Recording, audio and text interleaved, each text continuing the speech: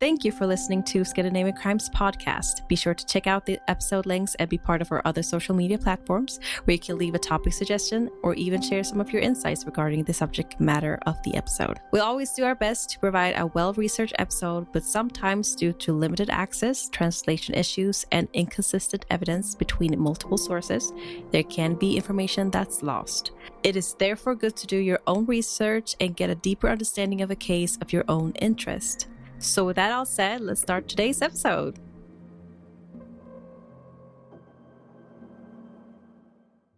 Welcome to Scandinavian Crimes. My name is Devante, and say hello to my lovely co-host, Delila. Hi. And on this podcast, we talk about famous Scandinavian criminals who made their marks throughout Scandinavian history. So, welcome to another episode. Once again, we're having an episode related to murder. I guess a lot of people seem to be interested in murder cases, but this one, unlike the other ones we've done that are based in Sweden and a lot of Norway cases, this one actually takes place in Finland. So on April 20th, 1992, Wilhelm Högsten, an elderly business owner of a Finnish Silk Mill in Jollas, was shot dead in his bed. Initial suspicion pointed to a burglary gone wrong, but the lack of stolen items and the use of a rare weapon suggested a planned murder.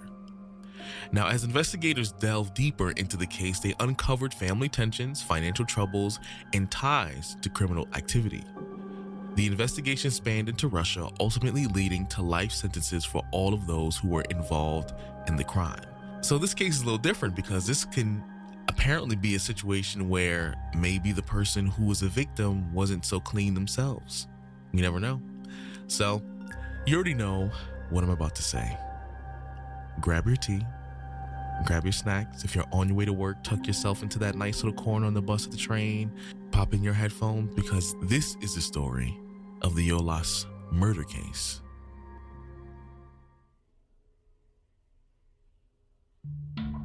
On April 20th, 1992, in Helsinki's Jollas neighborhood, a housekeeper was awakened by 4 gunshots. Rushing upstairs in the 2-story villa, she discovered a harrowing scene. The elderly retired businessman Wilhelm Högsten shot dead in his bed. Police investigators arrived promptly, and it quickly became evident that this was far more than a routine case.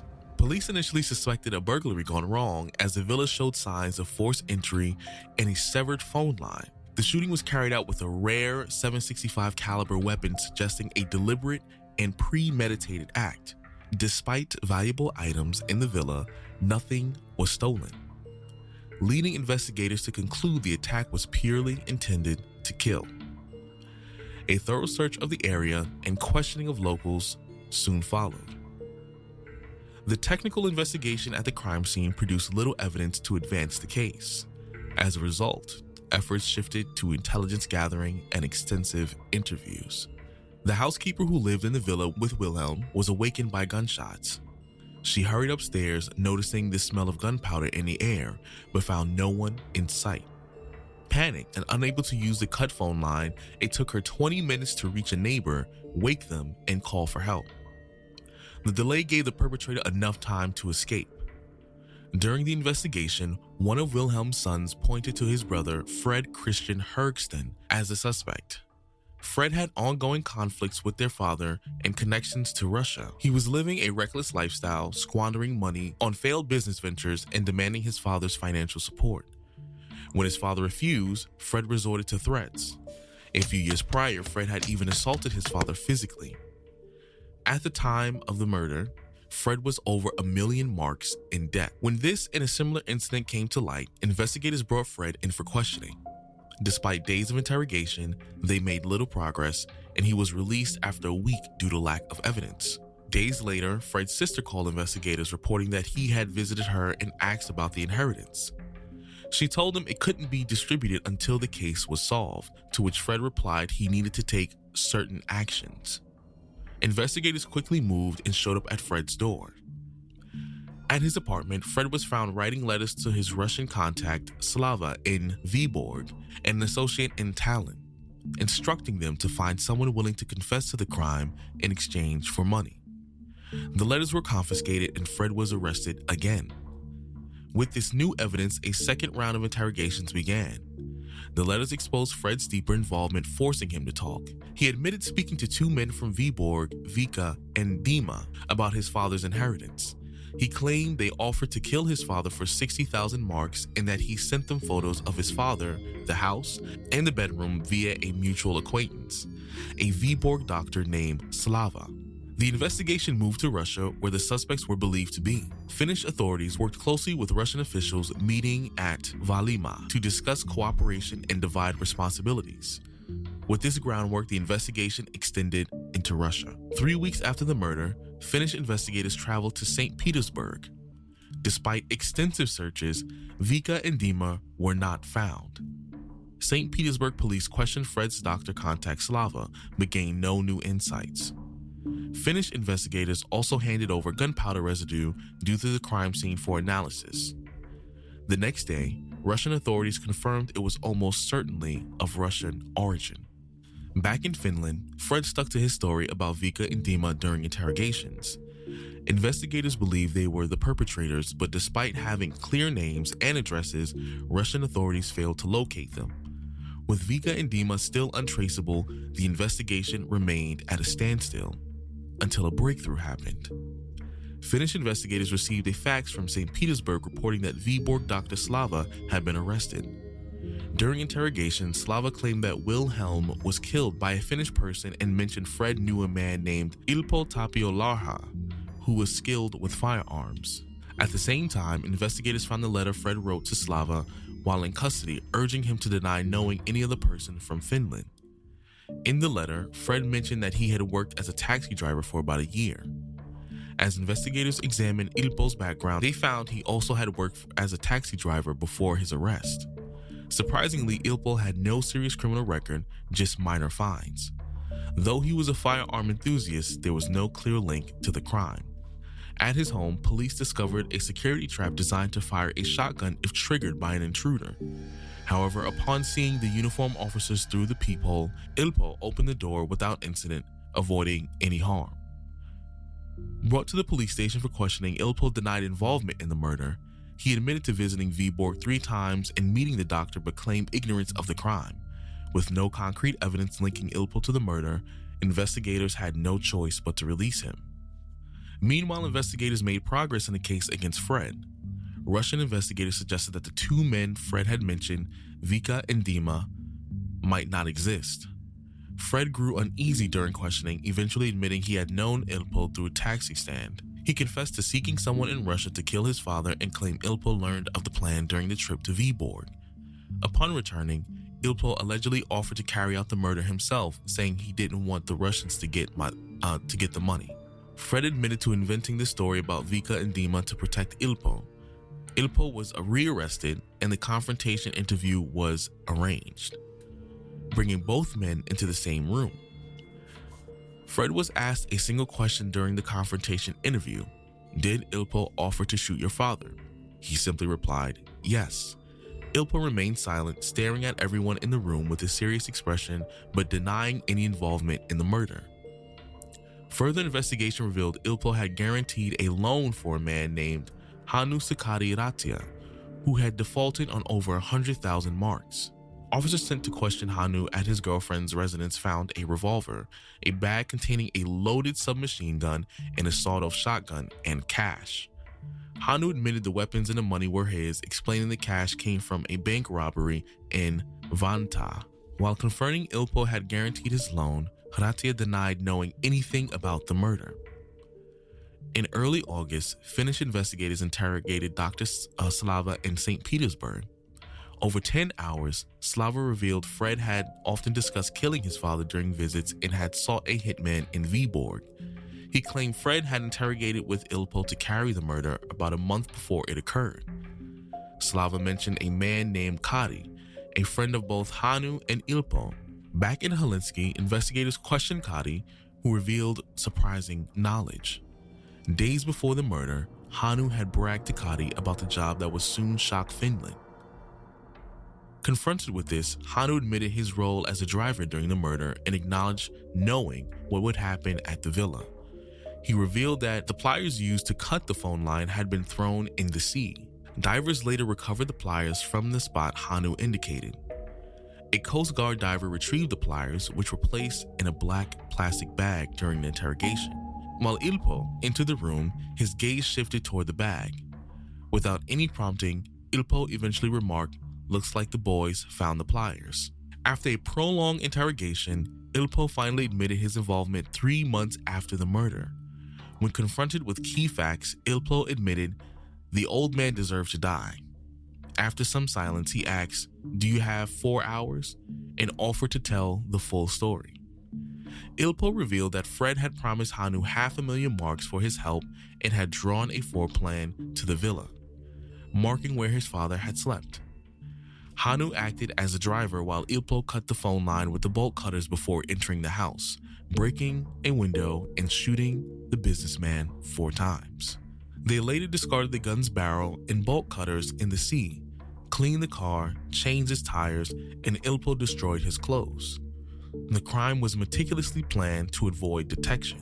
Ilpo also admitted to other crimes, including constructing a bomb for the tax office, involvement in 2 large bank robberies, and smuggling large sums of money abroad. He seemed eager to come clean, eventually documenting his admissions in writing. All 3 defendants underwent mental evaluations during the trial, which confirmed they had acted with full understanding and intent. On April 29, 1993, Ilpo and Hannu were convicted of murder and Fred of incitement of murder by the Helsinki court and sentenced to life imprisonment. The Helsinki Court of Appeals upheld the sentence on February 24, 1994. Hannu was granted leave to appeal by the Supreme Court in June 1994, but the court upheld the life sentence in its decision on June 26, 1995. Hannu was pardoned in late 2005 and Fred followed in May 2006. On February 25, 1994, Ilpo escaped from Helsinki County Prison with Wilhelm Högsten, an inmate serving 13 years for drug-related crimes. They took a guard hostage at the gate, stole a car from a woman, and later released the guard. Ilpo's escape caused widespread fear due to his reputation for danger. On March 1, 1994, Ilpo robbed the SYP bank, firing a shot that narrowly missed a bank teller. Ilpo and Wilhelm had hid in an apartment in Lahti rented by acquaintances. Police, acting on a tip, surrounded the apartment. During the raid attempt, Ilpo fired at police officers with 2 revolvers, injuring one and prompting a standoff. The siege lasted 55 hours, drawing significant media attention, hundreds of onlookers, and over 100 police and emergency personnel. Ilpo fired multiple shots at the police and nearby buildings and called a radio station during the standoff, claiming that he would blow up the building using C4 explosives. While Ilpo slept, Wilhelm and the tenants escaped via the balcony. On March 17, 1994, after tear gas was deployed, Ilpo shot himself with 2 revolvers. The police later discovered a revenge list that he had compiled targeting officers and a prosecutor involved in the Yoh-las case.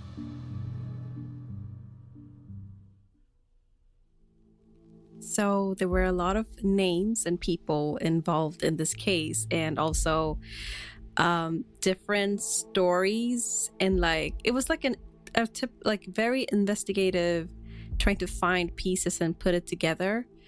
And eventually then Ilpo just spilled the tea, I would say, and just confessed to everything, and even cases they didn't even have any evidence of.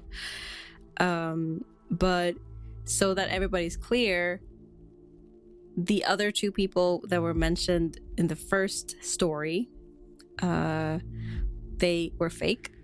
So I think it was Vera and there was so many names. There's so many names, but I'm just want to make sure that I don't remember off the top of my head. Honestly, it's because Fred was trying to. It was Vika and Dima. There we go.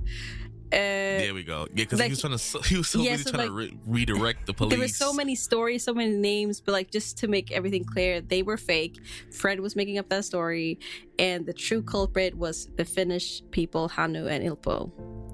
And the only reason, honestly, the only reason Ilpo, or they got caught, was because I would say Hannu was kind of talking to Kari and spoiling the whole, like, not spoiling, but like basically telling about the whole case to this guy, and which is like, okay, that's dumb, but I guess he just wanted to show off or something, I don't know.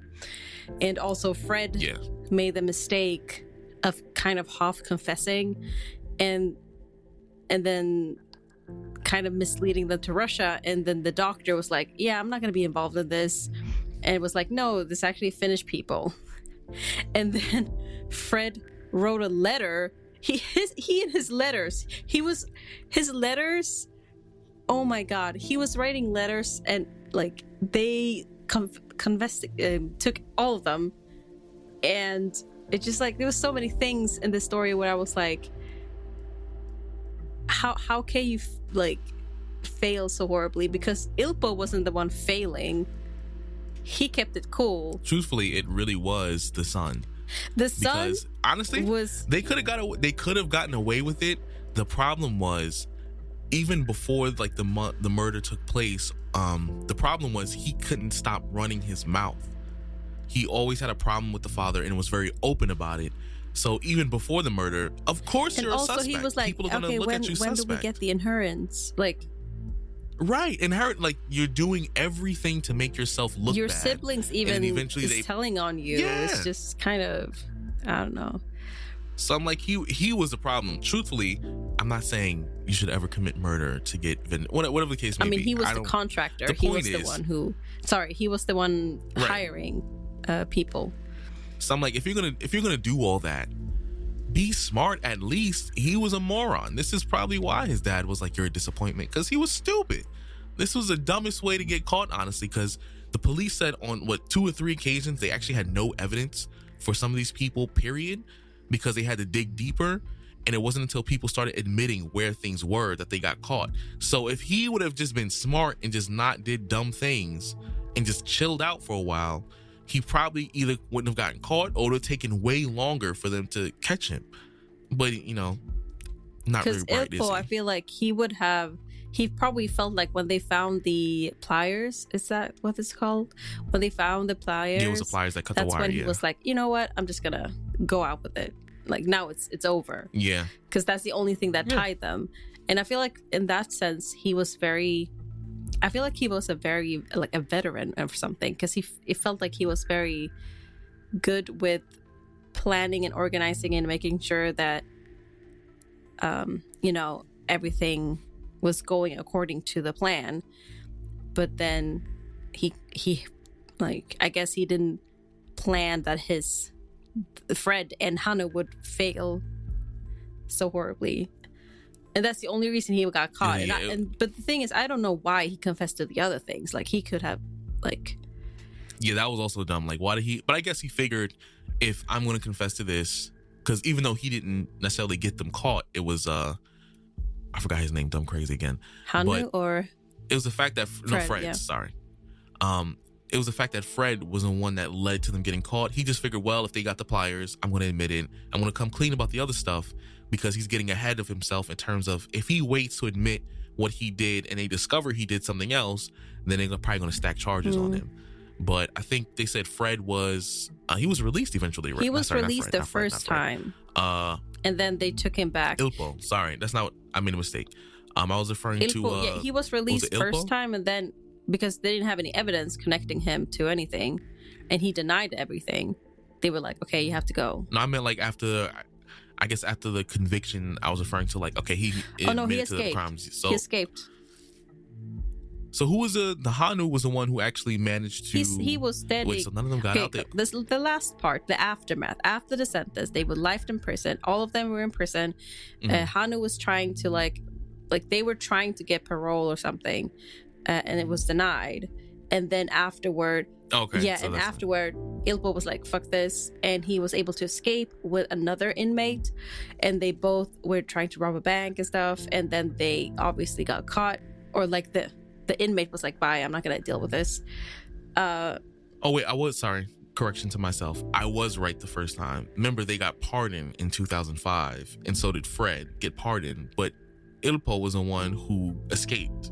Yes, Ilpo was the one who escaped. Okay, so that was my fault. I was mixing up the names because there was so many names in this story. A lot of names. That's why I was trying to like kind of summarize it ish so that we know what we're doing. So yeah, a lot of names. Okay. But yeah, I guess it was very interesting in the way they were, you know, first of all, working with Russia. That's not a very common thing to do. I'm not saying specifically Russia. I mean like communicating and working with other countries in general.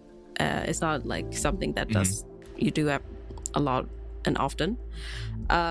So that's in itself was like a huge thing. They were team working, and even though it was a bit hard in the beginning, they were able to make sure that, okay, these people are fake because we can't find them. Yeah. So I guess also too, Russia probably just wanted to be like, yeah, we want to clear our name because probably at the time people were not particularly fond. But, you know, at the end of the day though, regardless, good around police work, because there's not really much to talk about this case. Yeah, it was all over the place in terms of names, but the police got the right people.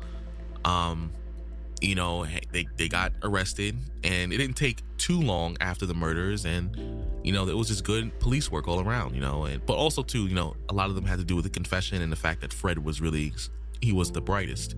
But yeah, it was good. It was all around good police work, you know. They did a good job. At least we don't have any details of them doing any crazy missteps. I want to say something that I think is a bit important. So you know how Fred was always like, he failed in businesses and he was like in a million marks in depth and stuff by the time of the murder. He was actually an economic graduate. So he had a degree in economics. And he somehow was failing horribly with money. And I thought that was very ironic in itself. It happens all the time. Really? I feel like there's like a... But no, he made like he made constantly the wrong choices in a lot of businesses.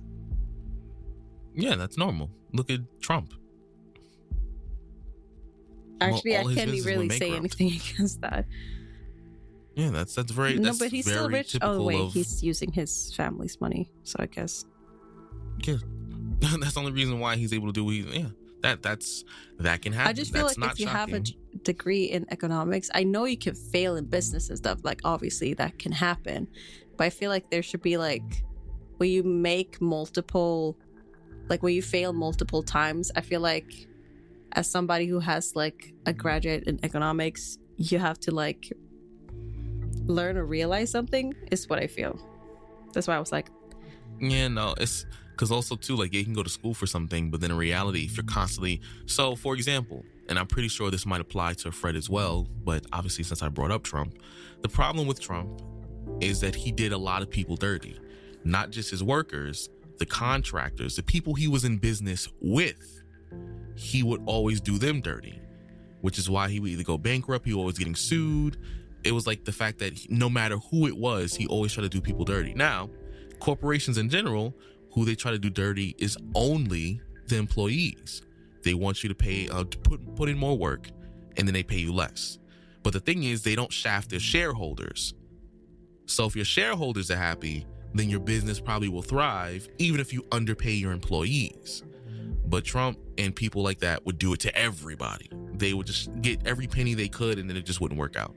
So it's entirely, and there's a lot of businesses. I'm using Trump as an example, but there's a lot of businesses and people who do stuff like that. And that's why their businesses just don't work, because they don't know who and who not to shaft. And, you know, they just do everybody dirty. So nobody wants to do business with them. That's pretty much it, you know. And that's business, but everybody. Good job, police work. Yeah, that's business. You know, the only way you can make a ton of money is you have to do everyone dirty. That's horrible. We shouldn't preach about that.